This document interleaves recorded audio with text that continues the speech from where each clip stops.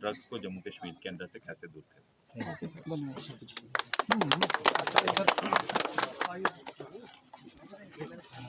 क्या क्या कहेंगे आज?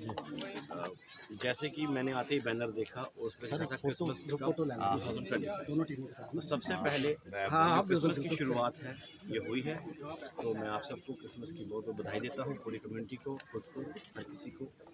और ये कदम जो पहला आया है स्पोर्ट्स इवेंट से शुरू हुआ है। जैसे एमएलए सर ने बहुत अच्छा कहा, मुझे लगता नहीं मेरे लिए कुछ बचाया उन्होंने कहने के लिए, बहुत बढ़िया उन्होंने सब सारे एस्पेक्ट्स कवर किए। लेकिन जो पहला इवेंट शुरू हुआ है क्रिसमस के लिए वो है क्रिसमस कप यानी टूर्नामेंट।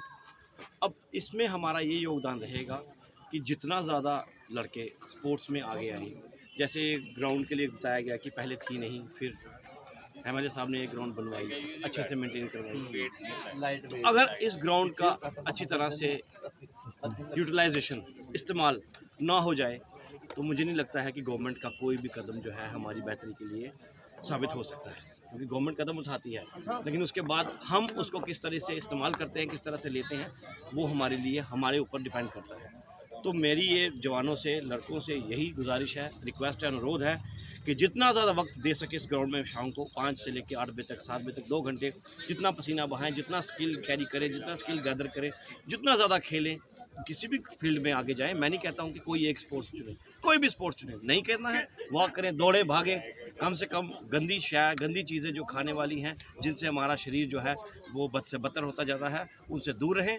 और जो आपको मिलता है ऐसा करने वाला, उसको भी आप उससे दूर रखें। और being a police personal, being a police officer, मैं एक संदेश देना चाहता हूँ कि आप जो सिविल सोसाइटी जो कर रही है काम, तो अगर आपको कोई दिखता है ऐसा ड्रग्स बेचता हुआ, ड्रग्स लेता हुआ, ड्रग्स लेने वाला जो है वो तो हो गया, बीच में फंस चुका है, एडिक्ट हो चुका है, लेकिन जो ड्रग्स बेचने वाला है असल में दुश्मन सोसाइटी का, समाज का वो है। और अगर आपको पता चलता है, आप नज़दीकी पुलिस स्टेशन में एसएचओ साहब को, एसडीपीओ साहब को, एसपी साहब को, एसएसपी साहब को, जिनसे आपकी कोई राब्ता है, बनती है, आप उनको जाके 1 मिनट के लिए या मैसेज करें और बोले आपकी जो आपकी आइडेंटिटी वो गोपनीय रखी जाएगी, कोई बताया नहीं जाएगा, सीक्रेसी आपकी मेंटेन रहेगी, लेकिन उस बंदे तक आपने पहुंचाना है जो वाकई में इस काम को करता है।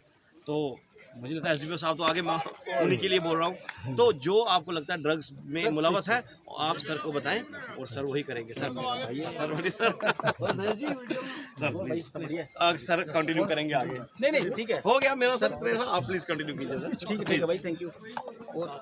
सुरजीत वीडियो बनाएंगे। सर क्या मैसेज देगा सर? क्या मैसेज है? मैं ऑलवेज इस चीज़ के फेवर में रहता हूँ कि जो हमारा यूथ है उसकी एनर्जी को चैनलाइज किया जाए, और स्पोर्ट्स से बेहतर कोई तरीका नहीं है एनर्जी को चैनलाइज करने का। आज जिस तरह से शहरों की ग्रोथ हो रही है और मोस्ट ऑफ द ग्रोथ जो है वो अनप्लान्ड है, जिसकी वजह से लोगों के पास ग्राउंड्स नहीं है, स्टेडियम्स नहीं है खेलने के लिए। पहले हमारे मुझे याद है कि जब मैं छोटा होता था तो हमारे घर के बाहर ही कितनी ग्राउंड होती थी, हम छुट्टी वाले दिन सुबह निकलते थे, फिर बैट लेके पूरे दिन घूमते रहना, खेलते रहना, अपनी फिजिकल एक्टिविटी को बिल्कुल कंटिन्यू रखते थे। लेकिन उस तरह का माहौल आज बच्चों को नहीं मिल पा रहा है। बच्चे जो हैं वो फ़ोन में लगे रहते हैं, क्योंकि मेरा बेटा जो है वो पूरे दिन सुबह उठता है, फ़ोन देखना शुरू करता है, फ़ोन छुड़ाओ उससे टीवी देखना शुरू कर देता है, मतलब फिजिकली एक्टिविटी नहीं है। तो फिजिकली फिजिकल एक्टिविटी है वो बच्चों में लाना बहुत ज़रूरी है। उसके लिए स्पोर्ट्स एक अच्छा इनिशिएटिव है और मैं मतलब वेलकम करता हूँ जिस टीम का जिन्होंने एक टूर्नामेंट ऑर्गेनाइज किया है और हमें भी मौका दिया कि हम भी ये टूर्नामेंट देखें और हमारे अंदर भी एक किक आए इसको देख के। Thank you sir, thank you ji. हाँ सर, अब तो